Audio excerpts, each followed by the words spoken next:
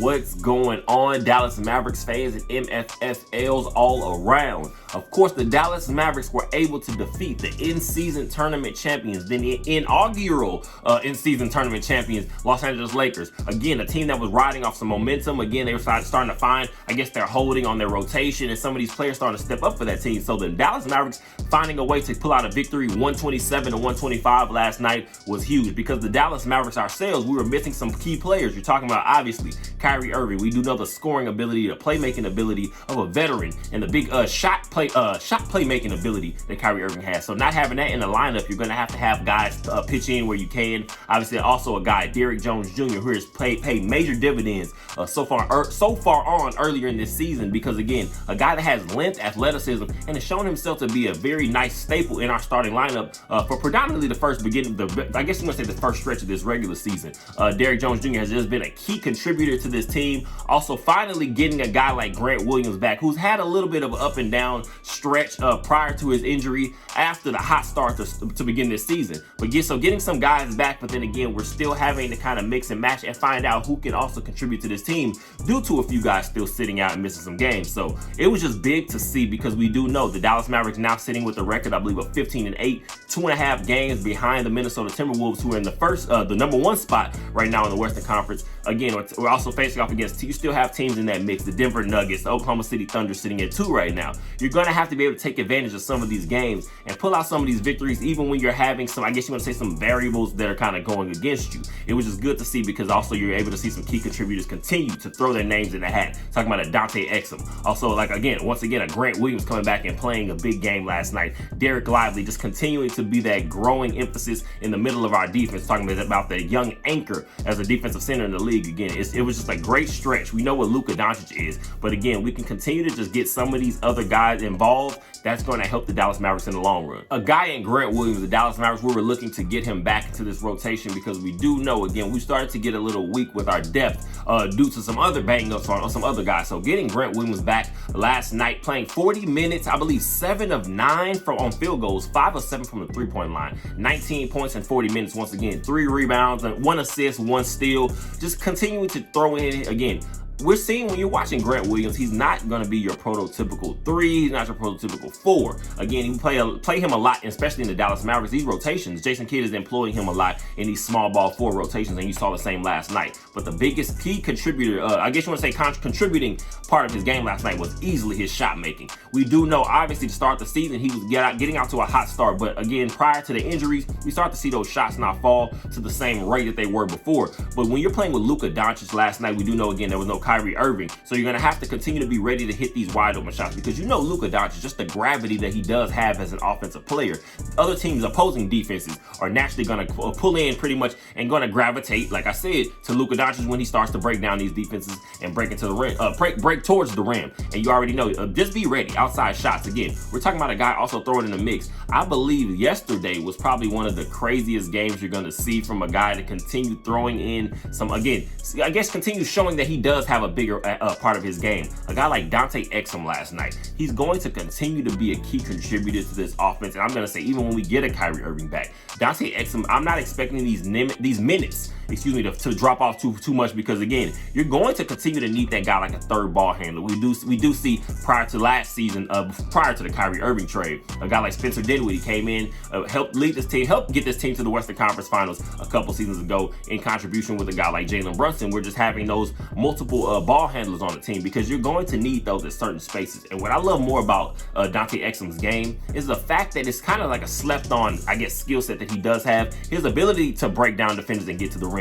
It's not always the prettiest, but he plays pretty crafty, and to me, that's what continues to just make him just, I guess you want to say, possibly a bigger part of this rotation going forward. I'm not expecting, like I said, to see his minutes drop off too much compared to what he's getting, because I'm going to hopefully believe, obviously, even we're going to potentially get a guy like Josh Green back at some point, obviously a Derrick Jones Jr. I think Jason Kidd is going to continue to find spots and I guess you want to say opportunities for a guy like Dante Exum, and that's going to continue to just make this team overall just stronger. Dante Exum in those 36 minutes, hitting big shot after big shot from behind the three-point line. And like I said, in those 36 minutes, 26 points, 4 rebounds, 3 assists, 1 steal, 1 block. I believe, 8 of 10 on field goals. just all over the place, just hitting these threes. I believe was 7 of 9 was his 3-point. The statistics what it was just looking like across the board. Again, a guy that's just continually gonna get better. And you can't talk about getting buckets last night and not talk about Tim Hardaway Jr. off the bench in 37 minutes. 32 points, 3 rebounds, 3 assists. I believe 10 of 21 on field goals, 5 of 10 from 3, 7 of 8 from the free throw line.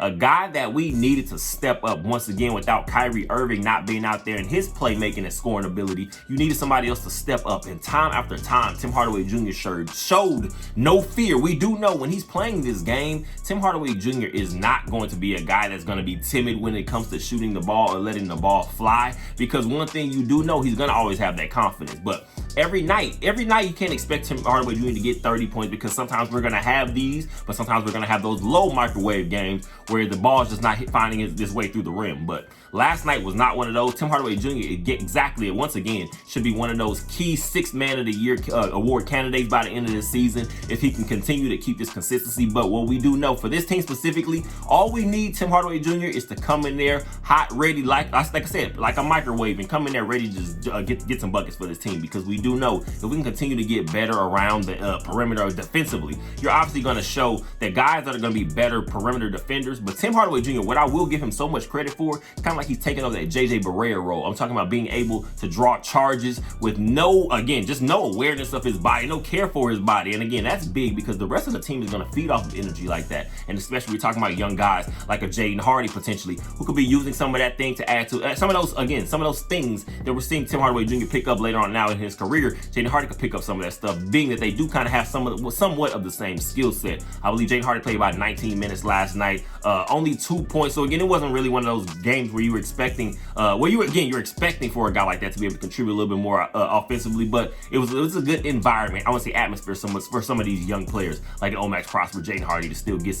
a little bit of playing time in.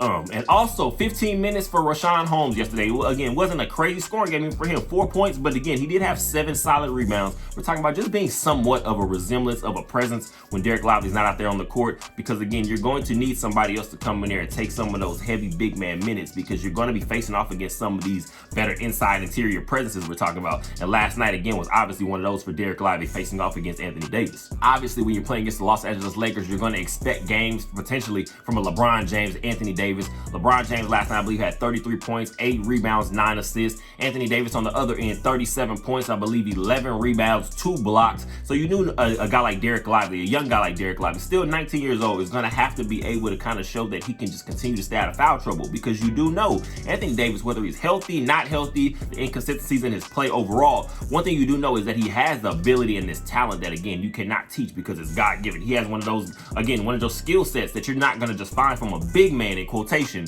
whatever you consider that, throughout the entire league. So you're going to have guys like Derek Lively be able to continue to learn from some of these different kind of, I'm going to say more so interior players, whatever you can call it, Anthony Davis. Last night, I believe Derek Lively in 30 minutes, 8 points, 8 rebounds. We saw some nice finishes again from one of these later alley-oops, passes from Luka Doncic to Derek Lively. Just big momentum builders. Again, also throwing in 3 blocks for Derek Lively, 4 of 7 from on field goals.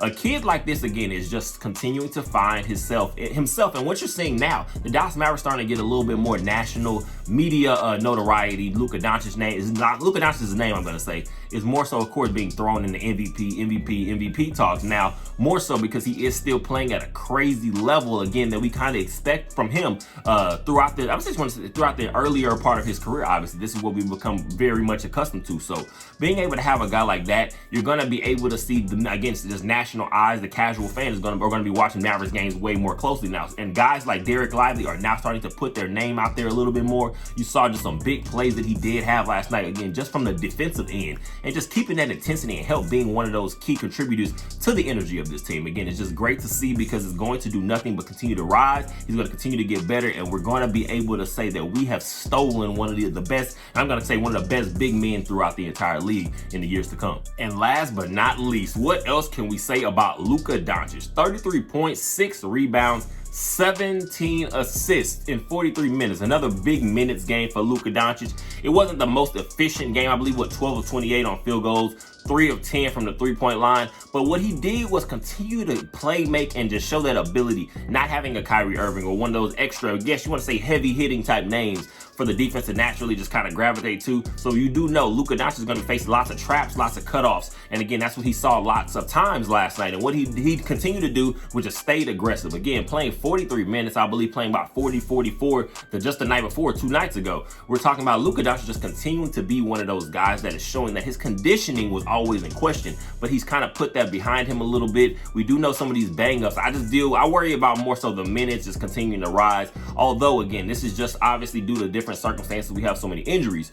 You kind of worry about it when it comes to Luka Doncic, and you want him to hold up throughout an entire season, and obviously also going into postseason. So you want to continue to just take some pressure off him as much as you can. But Luka Doncic last night did what he's supposed to do. This game is on TNT, so you know it's national. Again, national media is going to be there pretty much. All eyes, again, the casual NBA fans in general, kind of just flipping through the TV one night are going to see the game like this on TV. Again, talking about the Los Angeles Lakers and LeBron James, we do know what that always is. And the Luka Doncic and the LeBron James kind of back and forth that we've seen so much. They both have a great endearment for each other, obviously. And again, just one of these, also a big play last night. We see Luka Doncic just completely rip LeBron James, leads to a fast break assist to Tim Hardaway Jr., who finishes with the dunk. It was just one of those momentum plays. And again, it's just continuing to see Luka Doncic just continue to develop throughout his entire game, also adding just the effort defensively, because we do know always that's been one of the questions. Luka Doncic, I guess, what kind of intensity is he going to give on a night in,